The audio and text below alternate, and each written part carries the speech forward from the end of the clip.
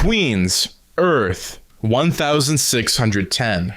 1 week after the Zandu incident. The night sky over Queens wore a strange color. Not wrong, just unfamiliar. A little more violet. A little too quiet. Peter Parker lay spread-eagled on the edge of a water tower, mask off, eyes half-lidded, watching the clouds shift like ink in slow motion. He hadn't slept much since the Doctor Strange thing. Since that night, he got possessed and tossed into a mystical plane, where gravity curved sideways and reflections moved before he did. The battle with Zandu had ended, but something stuck. He couldn't explain it. Spider sense wasn't just tingling anymore.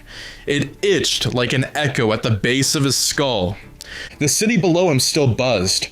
Honking taxis, the occasional window argument, the dull thrum of electricity and neon. Peter heard all of it, but it felt distant, like he was a ghost, hovering over his own life. Even swinging through the skyline had started to feel off. He sighed, propped himself up on his elbows, and whispered, "Do not be magic. Please, for the love of Web Jesus, don't be magic again." That's when he saw it. A shimmer across the Jumbotron above Times Square. Just a flicker, like static. But his eyes locked on the pattern, a familiar glyph. Doctor Strange's spell circle. Purple, crackling, pulsing like a heartbeat. People on the street didn't notice it, but Peter did. He dropped his sandwich. Greenwich Village, Earth 616. It was late, and the Sanctum Sanctorum smelled like burning cedar and bad news. Peter Parker stood with his arms folded across his chest, his mask tucked into his belt, frowning at the open spell circle hanging in midair like a suspended moon. Doctor Strange floated beside it, levitating in the lotus position, his cloak coiled around him like a smug cat. Clea stood in the background, her silver eyes narrowed, whispering calculations into a levitating grimoire. She hadn't spoken to Peter directly, not since Silver Dagger. Strange broke the silence. "You still remember the last time we entered the mirror dimension?" Peter arched a brow. "You mean the dimension where gravity was optional and a religious nutjob tried to purify me with an enchanted Bowie knife? Yeah, that kinda left a mark." Strange gestured toward the circle. "It's pulsing again. The spells we used to trap Silver Dagger were designed to last eternally, unless something inside was still alive." Peter clenched his fists. "You said we sealed it." "I did. But the seal was cast using your soul signature. If the echo is still resonating, it means..." He hesitated. "It's calling you." Clea added, "There's something else, a second signal, similar, but not identical." Peter frowned. "Similar how?" "Same voice, different world." Back in Earth, 1610. Peter sprinted across a rooftop, webbing light posts and signs to build momentum. The glyph above Times Square was now the size of a bus, and no one even blinked. The rift existed in parallel, vibrating on a magical frequency only he seemed to feel. As he approached, the air around the glyph grew cold, then hot, then nothing, just empty. Time slowed, gravity shifted, the circle flared, and Peter was yanked off his feet. He spun, twisted midair, and screamed, "I knew it was magic again!" Sanctum Sanctorum, Earth, 616. The spell circle exploded with light. Peter Parker took a step back, hand shielding his eyes. Doctor Strange floated upward, trying to stabilize the burst with incantations. Clea raised her hands in a defensive barrier. And then, boom! A red and black figure crashed through the spell. Peter's spider sense screamed. He dropped into a crouch as another Peter Parker slammed into the sanctum floor, skidding into a shelf of enchanted relics, triggering a cascade of ancient tomes and sparking scrolls. The silence afterward was deafening. 616 Peter blinked. "Okay, is that me?" in sneakers? The younger version groaned, rubbing his head. Do I always land in libraries? Strange floated downward, unimpressed. 2 Peter Parkers. Charming. This wasn't supposed to happen. Clea examined the boy closely. His aura is fragmented, slippery. Not quite this reality. Ultimate Peter stood slowly, eyeing 616 Peter with visible confusion. Wait, he said. You have an Avengers Tower. Our guys are called the Ultimates. 616. Peter raised an eyebrow. Do your Ultimates also almost blow up Washington on a slow day? Only on Thursdays. The two stared at each other, same voice, same jaw, same posture. But one wore youth like a hoodie, and the other wore age like a scar. Doctor Strange's explanation, the sanctum filled with arcane symbols, as Strange activated a visualization spell. A holographic sphere hovered in midair, showing 2 Earths orbiting a shared scar of magic. When I helped Clea seal Silver Dagger, the spell was cast across dimensions. Clea's original incantation wasn't Earth-anchored, it was multiversal. It sought out Spider-Man, wherever he existed. Clea stepped forward. The spell hit 2 targets, this Peter and the other. Peter, 1610, crossed his arms. So I got sucked through a portal because I'm magic-compatible Spider-Man number 2? Rude. 616. Peter stared at the orb, then at his younger self. He muttered, You really do talk a lot. Ultimate Peter shot back. At least I still have both Aunt May and hair. Strange clapped his hands. Enough. The dimension is bleeding, and Silver Dagger, or some twisted echo of him, is using that rupture to find his way out. The rift cracks open. Before anyone can react, the glowing orb fractures. A pulse of energy bursts from the center, and the air around them turns liquid. Spells fail. The floor vanishes. Silver Dagger's voice echoes through the collapsing room. One soul split across 2 worlds. Bring them to me, and I shall become whole. Strange yells, Hold on! Peter 616 lunges for his counterpart, but misses. They fall. The sanctum explodes in light. 2 Spider-Men ripped through dimensions, spiraling toward the impossible, each carrying their version of grief, each unaware they are about to step into a world designed from their regrets. When you look into a mirror, what if something looks back? There was no falling, not in the traditional sense. No wind in his face, no pit in his stomach, no city lights receding into a distant blur. It was worse. It was like being unraveled. Peter Parker, both of them, were pulled not through space, but through memory. A scream echoed sideways, then doubled back into laughter, then silence, then impact, the crystal realm. Peter, 616 hit something solid and invisible. A floor of glass. It shimmered beneath his palms, reflecting not his current face, but a younger version. Wide-eyed, 17, the night he first put the mask on. He stood and looked around. This wasn't any dimension he'd seen before. Not the mirror dimension, not the astral plane. This place was built like a cathedral of mirrors, rising in all directions, fractals branching endlessly. Some panes were cracked, others glowed, a few whispered. Reflections moved when he didn't. Elsewhere, Peter 1610 blinked, dazed, hands scraping across a surface that hummed with recognition. The air was thick, syrupy, but breathable. He stood up and turned around slowly. Surrounding him were infinite Peters, walking in perfect rhythm. Except they weren't. They were off. One was laughing maniacally in the black suit. Another held a dying Gwen in his arms. One version wore the Iron Spider suit. Another had 6 arms. He whispered, "Okay, Cool. Yeah, this is just like that one episode of Twilight Zone Aunt May made me watch to teach me about consequences. A voice echoed behind him. You are the consequence. Peter 1610 spun, fists raised. Who's there? You, or rather, what you could be. Out of the shifting mirrors stepped a twisted older Peter, wearing the black suit but with red cracked lines along the eyes. His smile didn't reach his face. The suit's already touched your soul. You're a weapon, a curse just like me.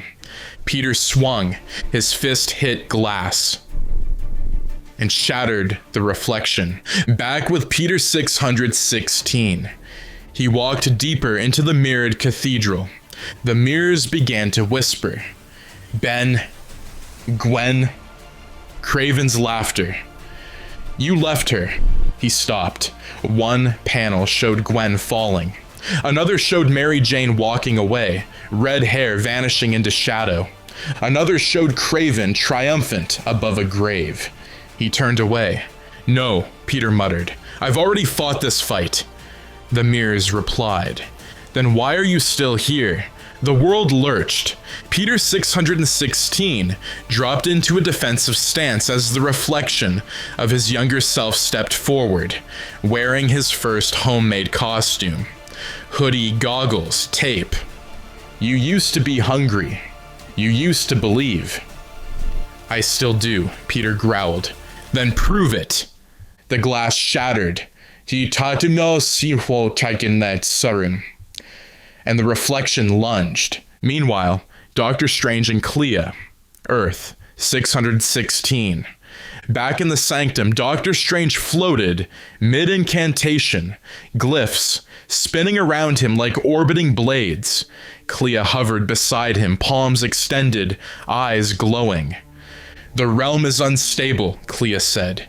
It's using their souls to build itself. Strange frowned. It's a spiritual construct fueled by regret. The longer they remain inside, the more the dimension molds to them. Clea. If it completes the loop, they won't be two people anymore. It'll merge them. Strange swore under his breath. Silver Dagger's spell wasn't just a prison, it was a crucible. Back inside the crystal realm, the two Spider-Men ran, separately, but in tandem. Peter 1610 was navigating an M.C. Escher landscape. Staircases that twisted sideways, platforms that looped into themselves. He was chased by shadow versions of himself, each wielding a twisted power. One cloaked in symbiote tendrils, another crackling with the power of shield tech, another wearing Doc Ock's arms. All of them shouted at him, "You'll fail her. You're not strong enough. You're just a kid. No one takes you seriously." Peter 616, meanwhile, ducked and dodged as the younger version of himself threw punches wrapped in old guilt. He didn't fight back, not because he couldn't, but because he didn't want to. He whispered, "I'm sorry. I should have saved you from what we became." The reflection paused and broke apart. A moment of silence. Then, across the labyrinth, Peter 616 and Peter 1610 saw each other through a glowing pane. They both ran for it. The glass broke as they collided, together, tumbling into a chamber made of shattered memory. The confrontation, they landed in a floating space of calm. No mirrors, no echoes, just them. And across the empty field stood Silver Dagger, or rather, his spectral echo wrapped in frayed robes, eyes gleaming like dying stars. His voice sounded like knives dragged across silk. Two souls, one truth, one shall remain. He raised a blade made of light and stepped forward. Peter 1610 whispered, "This guy's seriously into his religious cosplay." Peter 616, "Trust me, the sermon's worse than the sword." They both fired web lines and charged. Some reflections you face, others you swing through. The echo of Silver Dagger raised his crystalline blade. It was a weapon made not of steel, but of memory, sharpened by judgment. The cathedral chamber trembled. Cracks webbed across the mirrored sky as his voice boomed. One spider shall remain. The fractured soul must unify. You are impurity, reflections of each other, undeserved. Peter 1610, ever the mouth, responded immediately. Wow, you sound like every gym teacher I've ever had. Peter 616 snorted, flicked his web shooters and added, at least gym teachers don't try to exorcise you with glowing knives.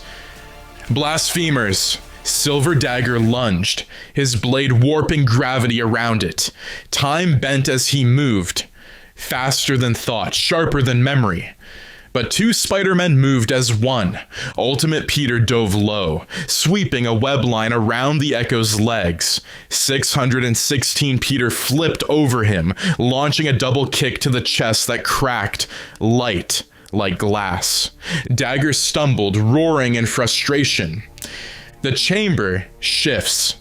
The battlefield collapsed into a void, a new arena forming in its place. Now, it wasn't mirrors, but icons. Towering statues of Uncle Ben, Gwen, MJ, May, Flash, Harry. All frozen mid-scene, Gwen's fall, Ben's death, MJ turning her back, scenes pulled from both their lives, blurring together, indistinguishable.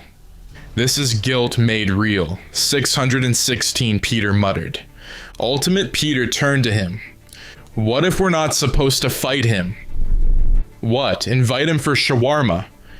No, I mean, what if this place only wins if we let it?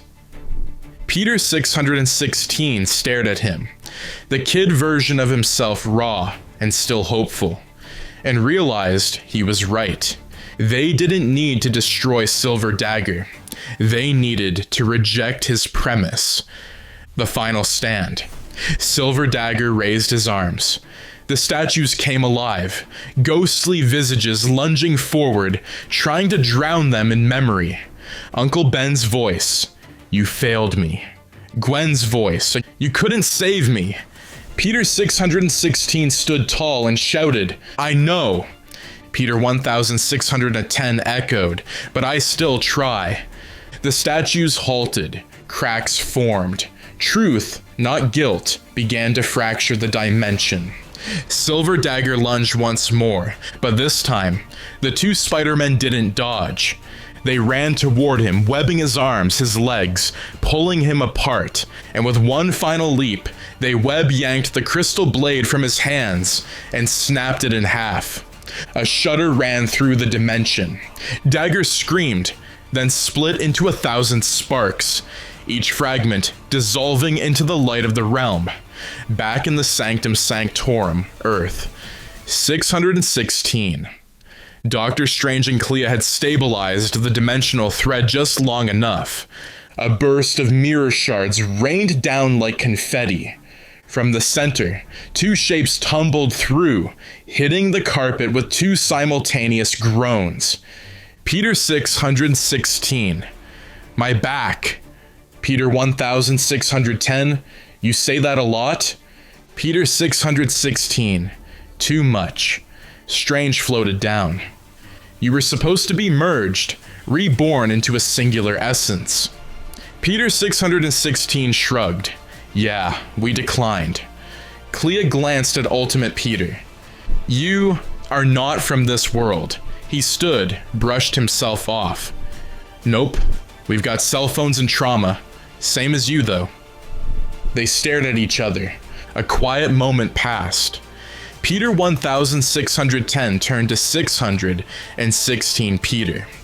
So, your Hulk is green, sometimes gray. Do your Ultimates all talk like angry Instagram accounts? Nah, we call them the Avengers. We complain less. They shared a tired grin, the goodbye. Strange opened a rift, the glowing edge of Earth, 1610 waiting just beyond. Peter 1610 stood at the threshold.